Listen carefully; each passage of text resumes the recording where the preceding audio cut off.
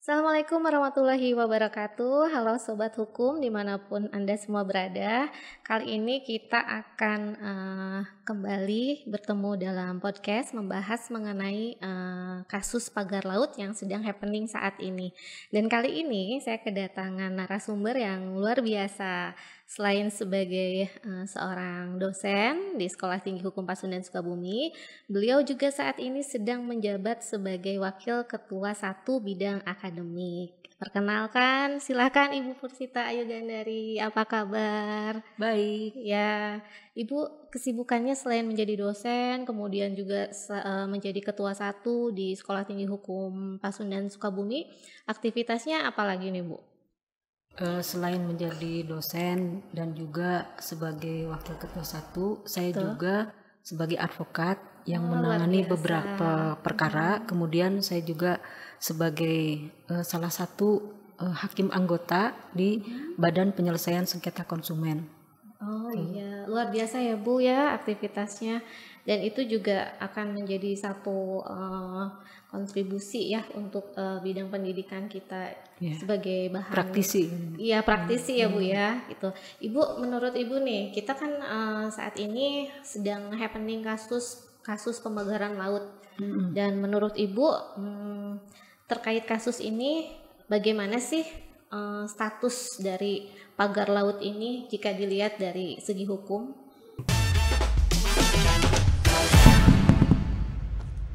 Ya. Baik, jadi kalau kita lihat pagar laut yang terbentang di kawasan pesisir Kabupaten Tangerang itu panjangnya 30,16 km dan itu berada di 6 kecamatan yang meliputi 16 desa.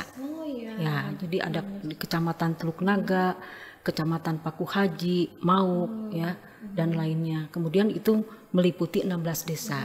Nah, kita sebagai negara kepulauan, ya, State Archipelago, ya, itu mempunyai tanggung jawab dan kedaulatan terhadap laut-laut yang berada di wilayah Indonesia.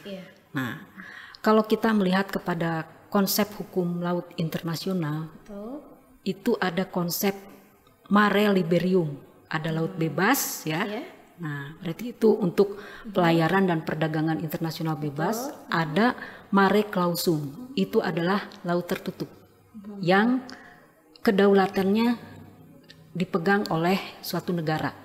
Nah, ini kejadian pemasangan pagar laut di Kabupaten Tangerang itu merupakan pemagaran yang ada di wilayah laut Indonesia. Nah, kalau dilihat dari status keberadaannya sampai investigasi dilakukan, jadi pagar laut yang terpasang itu tidak memiliki izin, ya, tidak memiliki izin KKPRL. Ya, boleh dijelaskan Ibu? Ya, baik. Izin KKPRL ini adalah izin yang terkait dengan kesesuaian kegiatan pemanfaatan ruang laut. Seperti itu Bu. Ya. Izin ini harus diterbitkan oleh Kementerian Kelautan dan Perikanan. Nah, kalau saya mengikuti statement yang dilontarkan oleh Menteri Kelautan dan Perikanan di hadapan Komisi 2 DPR, jadi beliau menjelaskan bahwa memang status pagar laut itu ilegal, tidak ada izin, jadi tidak sah. Nah, kalaupun ada pihak-pihak yang menyatakan saya menguasai daerah sekitar pagar itu, tetap tidak sah, ya, karena tidak ada izin. Iya, karena tidak ada izin tadi. Nah, ya, betul. Sementara kita ini harus tunduk kepada hukum laut internasional, ya. Nah, yang merujuk kepada UNCLOS. UNCLOS yang diterbitkan pada tahun 1982. UNCLOS itu adalah United Nations Convention on the Law of the Sea. Jadi konvensi Perserikatan Bangsa-Bangsa tentang hukum laut. Nah, Indonesia ini termasuk negara yang memprakarsai itu, ya. salah satu pakar yang memprakarsainya adalah Bapak Muhtar Kusumaatmadja. Ya. Beliau tidak asing ya Bu ya? Ya, namanya tidak asing, apalagi di lingkungan hukum ya. Betul. Nah, sebagai negara yang tunduk kepada UNCLOS tahun 1982, tentu Indonesia harus memperlihatkan kedaulatan tersebut ya, kedaulatan di wilayah laut gitu. Apalagi ini di wilayah Indonesia gitu. Jadi kalau kita tidak menindak siapa pelakunya, kita tidak tegas, berarti kita tidak komit terhadap UNCLOS. Sementara UNCLOS itu adalah salah satu pemrakarsanya adalah Indonesia sendiri. Ketika memperjuangkan tentang landas kontinen ya, kemudian zona ekonomi eksklusif, itu sudah diperjuangkan dan itu berhasil. Nah sekarang kita tinggal membuktikan kepada publik nasional maupun internasional. Karena Indonesia tuh sebagai salah satu pelopornya juga gitu ya Bu ya. Gitu. Seperti yang dikatakan tadi gitu. Jadi punya tanggung jawab yang berat ya untuk mempertanggungjawabkan itu. Nah kemudian karena ini berada di wilayah Mare Clausum, berarti di sini harus ada penindakan ya terhadap pelaku pemasangan pagar laut itu. Jadi tidak sah statusnya. Tidak sah ya, berarti jika dilihat dari segi hukum itu tidak sah ya. Tidak ya? sah. Lalu Ibu, menurut Ibu sendiri bagaimana penindakan yang dilakukan oleh ATR ini gitu? Apakah memang sudah sesuai atau katakanlah memang sudah sepadan dengan yang dilakukan gitu ya? Ataukah bagaimana Ibu? Nah, kasus pagar laut berbeda dengan sertifikat pagar laut. Nah, jadi pertanyaan kedua ini sebetulnya satu hal yang berbeda. Karena kewenangannya berada di wilayah yang berbeda. Semakin menarik nih ya, Bu. Karena pagar laut itu di wilayah Kementerian Kelautan dan Perikanan, sedangkan mengenai sertifikat pagar laut itu kewenangan dari Kementerian ATR BPN. Begitu. Ini bisa menjadi wawasan baru nih Bu bagi masyarakat. Berarti dua hal tersebut adalah dua hal yang berbeda ya, gitu, dan kewenangannya juga berbeda. Nah, ini terkait dengan keberadaan sertifikat yang berseliweran di masyarakat ya. Beritanya di masyarakat bahwa ada sertifikat di atas laut gitu. Itu adalah betul. Nah, jadi saya lihat dari beberapa podcast dan pernyataan dari Menteri ATR BPN adalah betul di atas kawasan laut tersebut ada diterbitkan sertifikat HGB dan hak milik. Begitu Ibu. Itu ada 280 bidang. Nah, hanya di sini sertifikat yang terbit itu hanya terfokus di Desa Kohot dan Desa Karangseran. Jadi di 14 desa yang lain enggak. Oh, begitu. Ya, Ibu. Jadi sebetulnya siapa ya yang memang seharusnya bertanggung jawab gitu, Bu ya? Terhadap ini sertifikat. Betul. Meskipun kan kepala desanya, kepala desa Kohot dan pegawainya sudah dijatuhi sanksi secara administratif berupa denda, mohon maaf Ibu. Banyak pihak juga gitu yang mempertanyakan apakah hanya mereka saja gitu yang terlibat, mengingat kemungkinan kan mungkin ada aktor-aktor lain Ibu di balik proyek pemagaran laut ini begitu. Nah, terkait dengan pagar laut tentu saja tidak akan dipasang oleh sendiri. Betul. Ya. Karena pagar laut itu dipasang oleh satu alat yang namanya eskavator. Ya. Makanya ketika jajaran TNI Angkatan Laut mencabut pagar itu ternyata sulit juga, ya. Jadi bukan hanya seorang, pasti terlibat beberapa orang. Di sini terjadi perbarengan, ya. Itu cukup panjang ya Bu ya. Pelakunya gitu tidak lebih dari satu. Nah memang katanya nih ya, menurut media sosial kepala desa Kohot dan perangkatnya sudah mengaku, ya. Bahkan katanya sudah siap untuk membayar denda sebesar 48 miliar yang artinya 18 juta per meter. Ya, atau per kilometer gitu ya. Jadi itu kan ada 30 kilometer, berarti itu dikalikan gitu ya. Ada sejumlah 48 miliar. Nah, tentu saja ini tidak cukup sampai di sini ya. Karena nanti mungkin akan terungkap dari investigasi ya. Siapa saja sih sebetulnya yang terlibat. Nah, hanya kelihatannya ini pihak pemerintah itu no respon awalnya atau slow respon itu. Bahkan Kementerian Kelautan itu pernah menyatakan bahwa pernyataan yang dia lontarkan itu setelah ada ramai-ramai nelayan viral di media sosial. Gitu. Kembali lagi Ibu terkait ke mekanisme izin gitu. Oh, mekanisme izinnya. Betul. Jadi kalau menurut Permen Kelautan dan Perikanan nomor 28 tahun 2021, jadi izin KKPRL ini itu harus melalui 3 tahapan ya. Pertama pendaftaran dulu. Pendaftaran. Kedua penilaian. Ya, kemudian penerbitan. Ya, penerbitan izin. Nah, sekarang kita mulai dari tahap pendaftaran. Nah, ketika pendaftaran tentu saja harus ada permohonan. Nah, permohonan ini harus dilengkapi dengan satu proposal.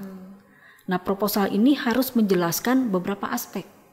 Titik koordinatnya, penyusunan rencana kegiatan, kemudian kaitannya dengan ekosistem dan ekologi, kemudian dampaknya dan sebagainya. Nah, ini kan pendaftaran itu tanggung jawab pemohon. Ya, nah pendaftaran itu ditujukan ke Kementerian Kelautan dan Perikanan. Nah di sini ketika melakukan pendaftaran, rata-rata pelaku usaha itu tidak memenuhi persyaratan, jadi seringkali dikembalikan. Nah itu jadi pihak pelaku usaha dalam hal ini harus meningkatkan kualitas SDM-nya ketika membuat satu proposal. Nah ini pendaftaran ya. Dari situ maju meningkat ke penilaian.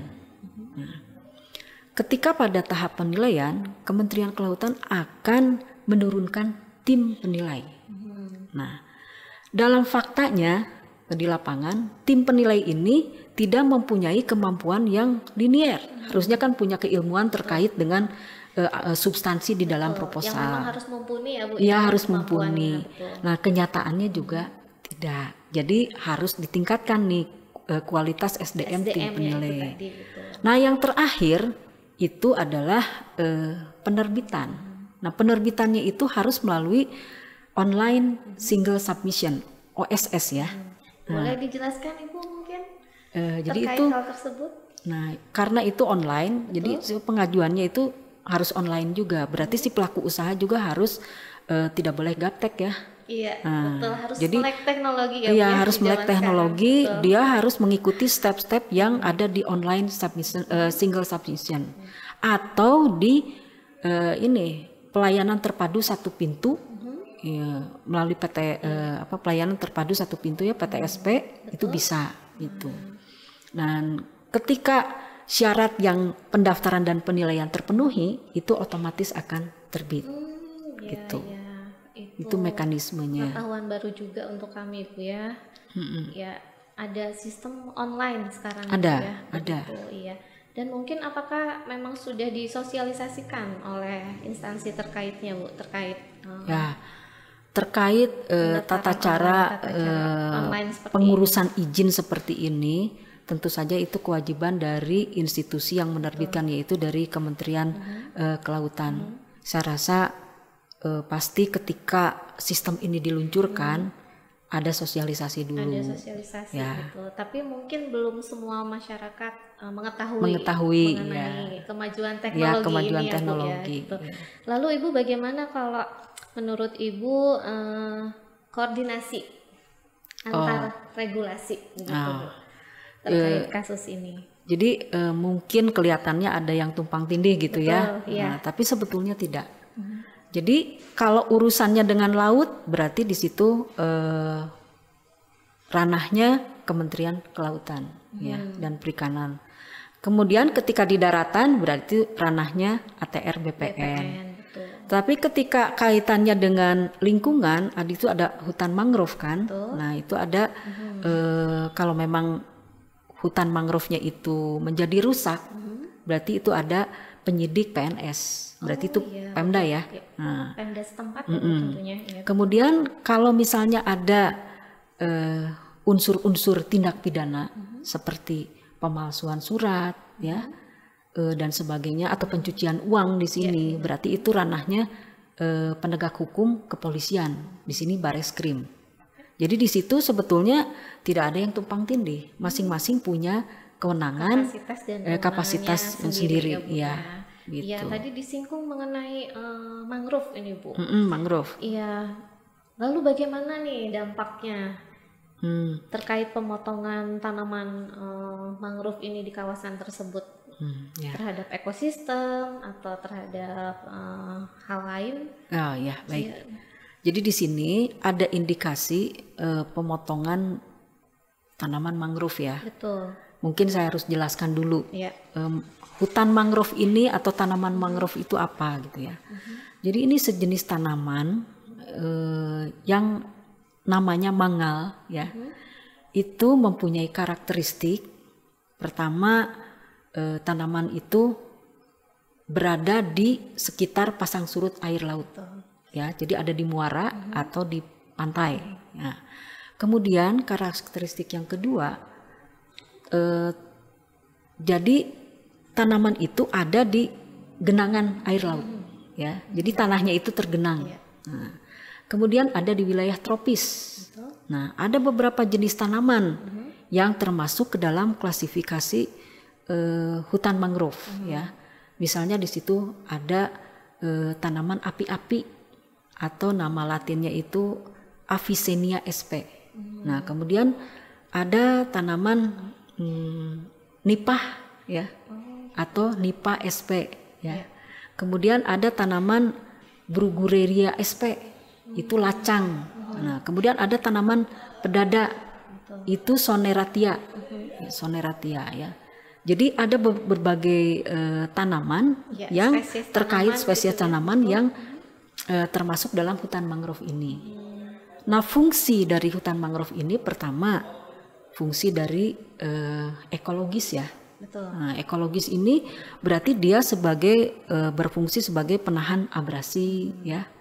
Jadi dia menjaga kestabilan pantai. Betul. Nah, kemudian ada fungsi ekonomi. Nah, fungsi ekonomi ini adalah hutan ini memberi peluang bagi nelayan untuk mata pencaharian. Karena di hutan mangrove ini hidup biota laut ya, ada ikan, ada udang, ada kepiting. Kemudian burung-burung, tempat burung-burung bersarang di situ ya. Jadi komunitas itu harus dipelihara. Bahkan hutan mangrove ini merupakan hutan lindung ya. Jadi penggunaannya itu kalau memang mau digunakan oleh pengusaha, berarti si hutan lindung ini harus berubah status dulu ya, dari hutan lindung ke hutan produksi. Dan kemudian kalau memang mau digunakan harus ada pelepasan dari kawasan hutan. Gitu. Berarti harus ada beberapa prosedur. Iya, harus ada prosedur itu, tidak bisa gitu. Begitu saja. Karena itu akan mempengaruhi terhadap ekosistem gitu. Kemudian juga kepada aspek ekonomi begitu ya Bu. Ya, karena kehidupan nelayan. Iya, ya. Terutama kehidupan nelayan gitu. Lalu Bu, bagaimana upaya yang seharusnya gitu yang dilakukan? Untuk apa nih? Untuk mangrove atau untuk semuanya? Iya, dalam penyelesaian kasus ini tuh harus seperti apa Bu gitu. Jadi kalau selain penegakan hukum, kemudian juga pemerintah juga tentunya harus mampu untuk mengcover atau melindungi hak-hak para nelayan ya Bu. Begitu. Ya, baik. Jadi pendekatan yang harus digunakan barangkali yang bagus gitu ya. Di sini harus ada joint investigation. Joint investigation, ya, sekali, dari berbagai pihak nih. Jadi ATR, kemudian Kementerian Kelautan, Bareskrim, kemudian penyidik PNS, ya, itu semua harus berkolaborasi semuanya. Kemudian pihak Dewan Perwakilan Rakyat, ya, Dewan Perwakilan Rakyat di sini tentu saja kan dia punya fungsi, tidak hanya fungsi membuat peraturan perundang-undangan saja, tetapi fungsi kontrol terhadap eksekutif. ya, karena di sini kan KKP, ATER itu semuanya eksekutif, itu harus dikontrol, harus diawasi. Iya. Dan kalau diadakan pansus itu bisa memanggil, ya, memanggil siapa saja yang terlibat di dalam kasus pagar laut dan sertifikat pagar laut. Iya, Ibu menarik sekali nih Bu. Untuk pertanyaan terakhir, sebetulnya masih seru ya Bu ya, tapi kita terbatas dengan waktu dan mudah-mudahan nanti kita ada kesempatan lagi untuk lebih ngobrol banyak nih Bu terkait hukum gitu. Kalau untuk secara keseluruhan gitu, dampak dari pemagaran laut ini ditinjau dari berbagai aspek. Apa saja nih Bu? Dampak dari keberadaan pagar laut ya. Satu, jadi akses publik ya. Akses publik, laut itu merupakan wilayah publik, betul, di mana semua orang bisa berbuat atau memanfaatkan. Ya, hajat hidup orang banyak ya Bu ya. Jadi kalau kita kaitkan dengan pasal 33 betul, Undang-Undang Dasar 1945 itu bahwa bumi, air, kekayaan alam yang terkandung di dalamnya itu harus dikuasai oleh negara dan diberikan kepada sebesar-besarnya kepada kemakmuran rakyat. betul. Di sini aksesnya ditutup. Nah, jadi di sini ranah publik dijadikan ranah privat. Itu. Jadi ini ada satu teori ya, teori yang dikemukakan oleh ahli bahwa ada teori enclosure katanya. Jadi teori enclosure itu adalah satu teori yang mengubah ruang komunal, ruang publik menjadi ruang privat. Nah, jadi teori enclosure itu adalah mengubah ruang publik. Ruang publik itu berarti kan bisa dimanfaatkan oleh privat untuk kepentingan golongan tertentu, korporasi, atau sekarang yang ramai oligarki katanya. Seperti itu ya Bu ya. Iya. Ibu terakhir, terima kasih banyak ini. Terakhir untuk closing statement di podcast kita hari ini Bu. Silahkan. Baiklah, sebagai penutup dari podcast ini, menurut saya jadikanlah momen terjadinya pagar laut dan sertifikat pagar laut ini sebagai momen kebersamaan bagi kita untuk mengawasi dan memantau penggunaan sumber daya alam di Republik ini supaya sumber daya alam ini bisa diberikan kepada rakyat banyak. Jangan oleh golongan tertentu ya, atau golongan yang berkepentingan, terutama perusahaan-perusahaan, atau lebih dari itu oleh asing.